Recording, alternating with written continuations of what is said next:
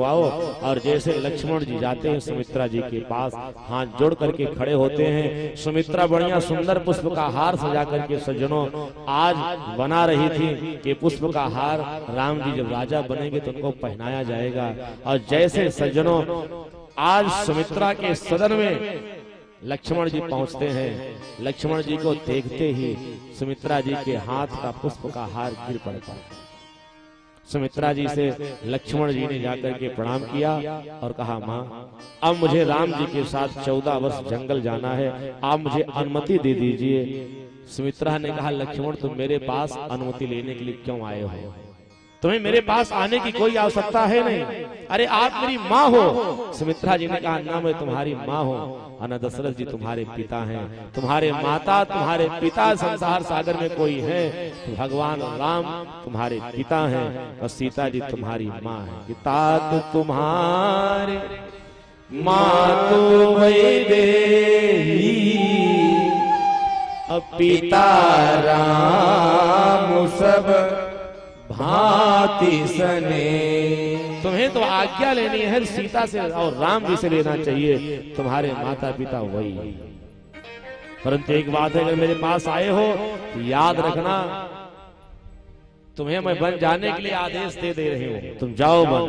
अब बात करते करते आज धनुष और तरकस बढ़िया बाण से सज्जित करके सुमित्रा जी ने आज लक्ष्मण जी के कंधे पर लगा दिया, हाथ में एक बाण दे दिया और कहा, जाकर के तुम्हें राम जी की देख रेख करना है, राम जी की सेवा में लगे रहना दिन रात 24 घंटे।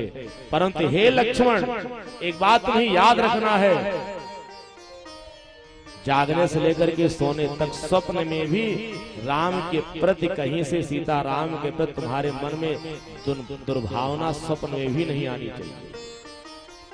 लक्ष्मण जी ने कहा, माँ जब तक मैं जागता रहूंगा तब तक तो मेरे मन में राम और सीता के प्रति श्रद्धा और भक्ति अविरल बनी रहेगी, परंतु जब सो जाने के बाद स्वप्न तो अपने हाथ में होता ही नहीं। अब आप कहती 14 वर्ष तक जंगल में रहना तो राम जी की सीता जी के प्रति कहीं से दुर्वासना दुर्व्यवहार तुम्हारे मन में स्वप्न में भी नहीं आना चाहिए। ठीक है माँ, तुम्हारी आज्ञा का सिरोधार करने के लिए ये लक्ष्मण अब शपथ लेता है कि 14 वर्ष तक जंगल में जाएगा तो राम जी की सेवा में, लेकिन सोएगा ही नहीं। बोली भक्तवत्सल भगवान की। जब मैं नींद नहीं लूंगा तो स्वप्न आएंगे नहीं, और जो स्वप्न आएंगे नहीं तो राम जी के प्रति दुर्भावना कहां से जन्म लेगी। आज महाराज सज्जनों लक्ष्मण जी सुमंत्र जी के पास से जाने लगे, लक्ष्मण जी को आज सुमित्रा ने बुलाया और बुला करके कहा, लक्ष्मण ये मत समझ लेना कि राम बन जा रहे हैं और उनकी सेवा में तुम राम जी के साथ वनवासी बने हो। राम जी अपने लिए बन नहीं जा रहे हैं लक्ष्मण, तुझे पता नहीं है, राम जी अगर बन जा रहे हैं लक्ष्मण तो उसके कारण उसके हेतु तुम हो। तुम्हारे लिए राम को 14 वर्ष का वनवास हुआ है, राम अपने लिए बन नहीं जा रहे हैं लक्ष्मण, तुम्हारे लिए जा रहे हैं। गोस्वामी जी ने बढ़िया सुंदर चौपाई लिखी है कि तुम्हारे भाग राम बन जाए, तुम्हारे भाग राम बन जाए, ओ तुम्हारे भाग राम बन जाए, तुम्हारे भाग राम बन जाए, दूसरे हेतु तात कछुनाई, दूसरे हेतु तात कछुनाई। कहा केवल तुम्हारे लिए ही राम जी 14 वर्ष के जंगल जा रहे हैं, इसके पीछे राम जी की कोई हेतु नहीं, तुम्हारा कारण है, तुम्हारे लिए जा रहे हैं। संजय कहते इसके पीछे का जो रहस्य है सज्जनों वो जानते हो, लक्ष्मण जी के लिए राम जी को वनवास हुआ है, लक्ष्मण जी के कारण। क्यों? क्योंकि यही लक्ष्मण जी शेषनाग के अवतारी हैं। ध्यान देकर के सुनेंगे, बड़ा मीठा प्रसंग है।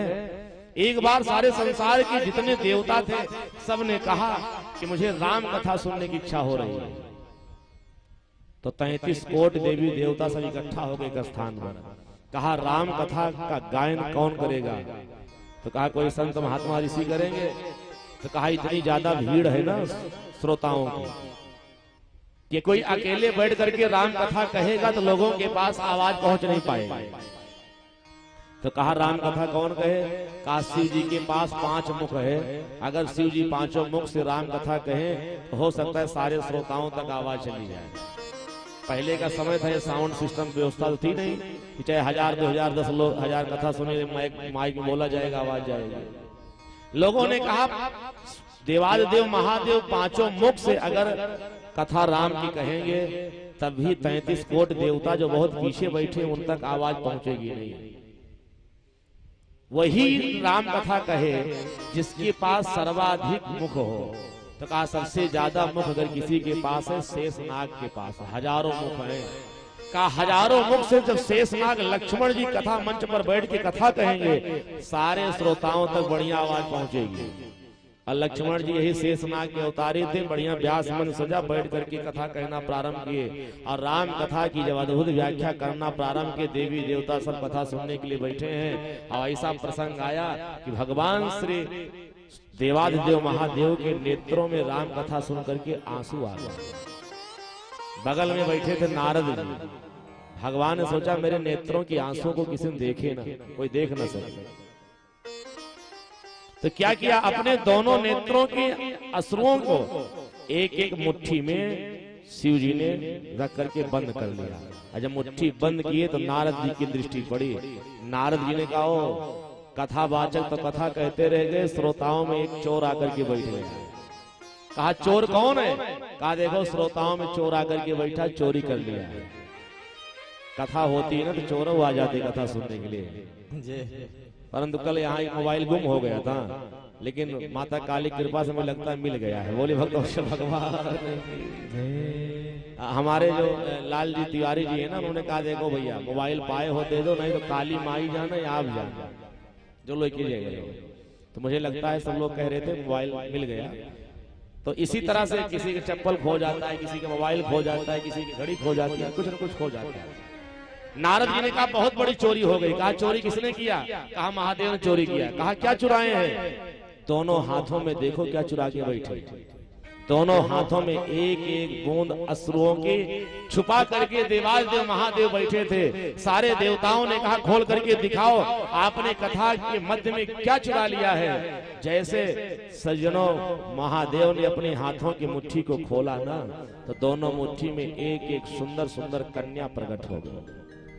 एक कन्या का नाम है सुलोचना और दूसरी कन्या का नाम है सुनैना। नेत्र से दोनों का जन्म हुआ। ये हुआ दोनों कन्याएं जो जन्म ली हैं, किसको भेंट किया जाए? कहा दक्षिणा के रूप में कथावाचक को समर्पित कर दो।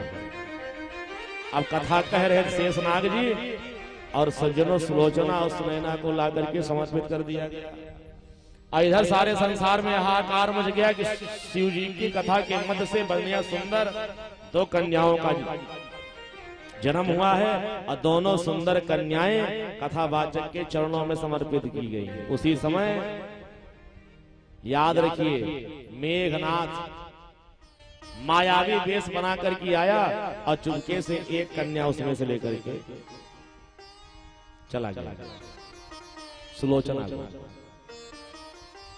अब शेषनाग जी कथा कह रहे थे, कन्या लेकर के राक्षस भागता हुआ चला जा रहा है। सारे देवता कथा सुन रहे हैं, ना तो कथा को बंद करके कन्या को छुड़ाने के लिए दौड़ सकते थे, उठ करके भागते कथा खंडित हो जाती। तो मन ही मन में उसी समय शेषनाग जी ने संकल्प लिया था कि जिस तरह से आज तो मेरे अक्ष के समक्ष से ना मेरी धरोहर को चुरा करके भगे हो, जब तक तुम्हारा प्राण मैं नहीं ले लूंगा तब तक मुझे शांति मिलेगी नहीं, तब तक मुझे चैन नहीं मिलेगा। शेषनाग जी ने पूर्व जन्म में यह प्रण किया था और आज सज्जनों वही शेषनाग जी लक्ष्मण बन करके आए हैं कि अपने उस प्रण को निभाने के लिए। और इसीलिए सज्जनों ये सुमित्रा जी कहती हैं कि राम जी जंगल जा रहे हैं ना, वो अपने लिए नहीं जा रहे, तुम्हारे इसी वचन का पालन करवाने के लिए राम जी 14 वर्ष में जंगल जा रहे हैं कि तुम्हारे भाग्य राम बन जाई, दूसर है तू तात कछु नाही, तुम्हारे भाग्य राम बन जाई। तु तात कछु नाही, कुशल हेतु तात कछु नाही। एक महात्मा जी एक कारण ये बताते हैं, दूसरा कारण ये है लक्ष्मण जी शेषनाग हैं। शेषनाग जी पूरी पृथ्वी को अपने सर पर धारण किए हुए हैं। रावण आज दैत्यों का अत्याचार बढ़ता चला जा रहा है, पृथ्वी का भार बढ़ रहा है। पृथ्वी के वजन को देख करके शेषनाग थर थर थर थर कांप रहे हैं। तो मानव सुमित्रा जी ने कहा कि इस पृथ्वी के भार को हल्का करने के लिए इस शेषनाग पृथ्वी के बैलेंस को अच्छे तरीके से रख करके जीवन का निर्वहन करें, पृथ्वी को अपने सर पर धारण करे रहे। आप शेषनाग के अवतार ही हो, तुम्हारे ही भार को हल्का करने के लिए भगवान राम 14 वर्ष के लिए जंगल जा रहे हैं। इसलिए सुमित्रा जी ने कहा तुम्हारे भाग राम बन जाही, और दूसर हेतु तात कछु नाही। बोले भक्त वत्सल भगवान की जय।